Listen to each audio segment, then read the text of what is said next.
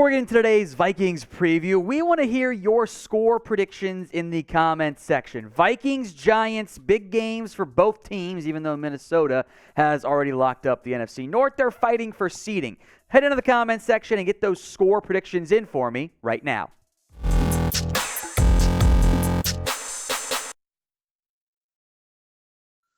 You're watching Minnesota Vikings Now. I am Tom Downey here with a preview of a critically important Vikings Giants game that could very well end up being a playoff preview type of game, since there's a good chance these two teams face off in the wild card round, or at least a decent enough chance of doing that in the wild card round. All right, injury report. Final one is out for the Vikings. Bad news. Garrett Bradbury out with the back. I believe it was producer Patrick who said, "I never thought I would miss Garrett Bradbury this much." Sometimes you got to be careful what you wish for, because it's been bad there. Eric Kendricks, by the way, has popped up with a hip. He is now questionable. Now, there's no probable tag, but that is certainly one worth keeping an eye out for. Cameron Dantzler, questionable with an ankle. The way the rules work, if you're limited at practice, you're going to have some type of designation. So we will keep an eye on Kendricks and Dantzler come inactive time, but Bradbury for sure is out. On the bright side, the Vikings are not as banged up as the Giants are. They've got a bunch of guys on IR. 2 players ruled out once again. Adoree Jackson, that's unfortunate. And Shane Lemieux, one of their offensive linemen. Evan Neal, questionable with his shoulder. I think he'll be able to go. Same with Kayvon Thibodeau. The elbow has kind of been a battling for him as of late. And Leonard Williams is a neck, questionable as well. So I would guess that those 3 guys all play, but certainly worth monitoring once again. Now, we are 33 subs away from 9,200 here on our Vikings channel. Let's get there before kickoff. Hit that subscribe button, all for free, right now here on Vikings Now. Let's get to what to watch for in this game. The Giants' defensive line against the Vikings' offensive line certainly makes some sense, right? The Giants, when they are healthy, have a very potent front four. Now, their defensive coordinator loves to dial up the blitz. That's something Don Wink Martindale just loves doing. I would expect blitzes to come, and I would expect them to come in the middle, because the Vikings have 2 awesome offensive tackles, Christian Darrisaw, Brian O'Neill. Ezra Cleveland's a quality starter.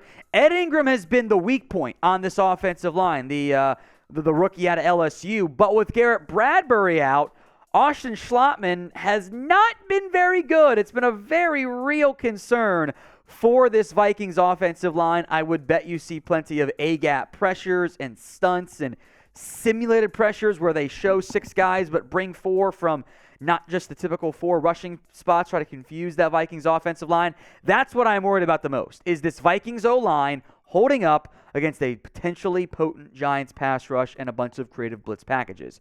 So what do you think? Do you trust this offensive line for the Vikings against the Giants? Y for yes, N for no. It's the pinned comment on today's video, or at least it's the ad break's coming here. So if the ad break comes, head down there, let me know. Y or N. Number 2, the Vikings wide receivers against the Giants defensive backs. In this matchup, I feel thousands of times more confident in than I did the previous one of the defensive line against the Vikings offensive line. That just makes sense, right? Adoree Jackson is banged up right now. He may or may not. And in fact, he is ruled out, so he's not going to play. So it's Darnay Holmes, who's been good, but it's Darnay Holmes and Fabian Moreau and Nick McLeod and Cordero Flott and Rodarius Williams. It's not a good grouping.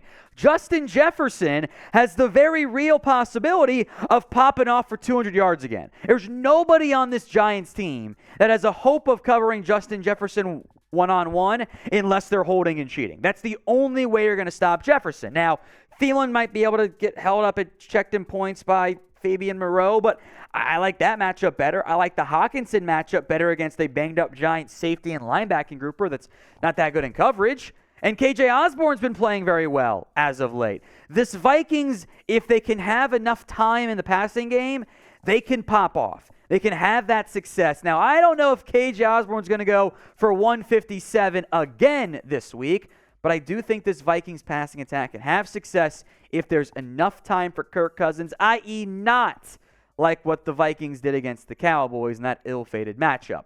I want you guys now to predict KJ Osborne's stats against the New York Giants. Head down there. Let me know his stat prediction. While you're down there, click the link for chatsports.com/NFC North. Get yourself some Vikings NFC North championship gear. Rub it in the face of all, if you have any, Packers fan friends or Bears fans friends, and certainly those Lions since they never win anything. Get your Vikings NFC North gear today at chatsports.com/NFC North. That link will take you right into the Fanatics site. Buy your stuff today. It's obviously not going to get there in time for Christmas, but if you forgot to get a gift for somebody, just say, oh, it's just delayed shipping. It'll be here. Look, here's what I bought you. And then you're in the clear. Chatsports.com/NFC North.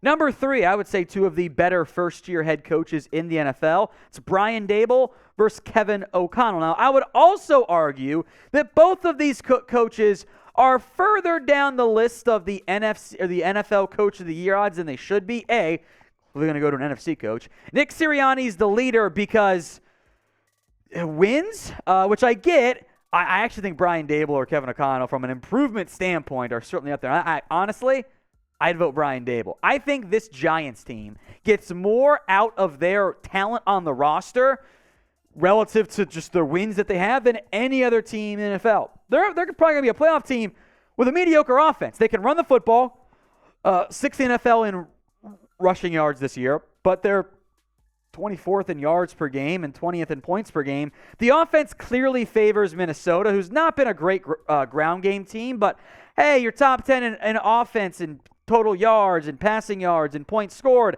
I would probably just be thankful that's the case. Both of these coaches are smart, and this feels like it should be the baseline, but we also know it's not in coaching. Get the ball to your best playmaker. That's something I think every coach says they're going to do. Not everyone actually goes out and executes it. Brian Daboll and OC Mike Kafka do that with Saquon Barkley. Kevin O'Connell does it with Justin Jefferson. I think it's 2 very talented young coaches facing off in, again, potential playoff preview matchup. Number 4, and this is kind of more of a key to the game, repeat the second half against the Colts. Now, you're probably not going to do everything that you did in that game, and you're probably not trying to throw it even 42 times straight up. You probably want to get that number lower, let alone one half. But the Vikings woke up in the second half, and Matt Ryan's probably last start of his career, he blew another big lead in a noteworthy game. Kirk was 20-42, 417, 4 scores, and when I think, trust me, I know. I played against him in my fantasy matchup, and I was like, well, at least I'm going to win. And then Kirk Cousins balled out, and he also had Justin Jefferson, so I'm getting smoked. It is what it is, right?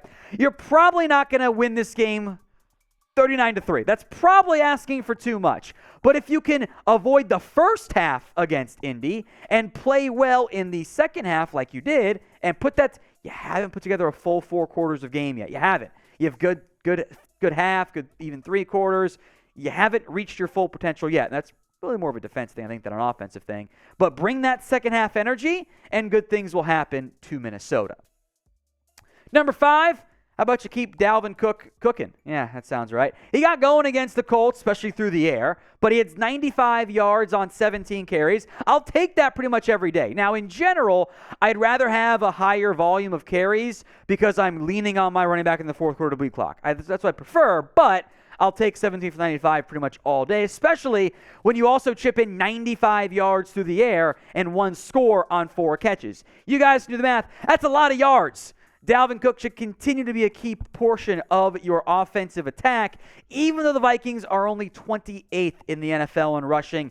Maybe it's the Ed Ingram center issue. They haven't really figured out the ground game in the same way you'd like them to. Dalvin Cook is averaging only 4.5 yards per carry, 230 carries, 1,000 yards. He has not been bad. Don't take it as that standpoint. But the overall rushing game has kind of just been Dalvin Cook and not really a whole lot else in terms of being able to have success with this ground game. I'm not overly upset about that. You just need to make sure that when games get tight, when you're trying to close out games, you can lean on your ground game. Alexander Mattison has 52 carries.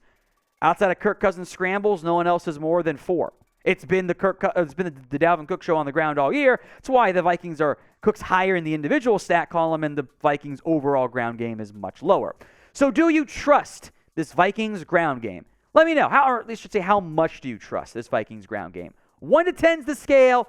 Head to the comment section and let me know.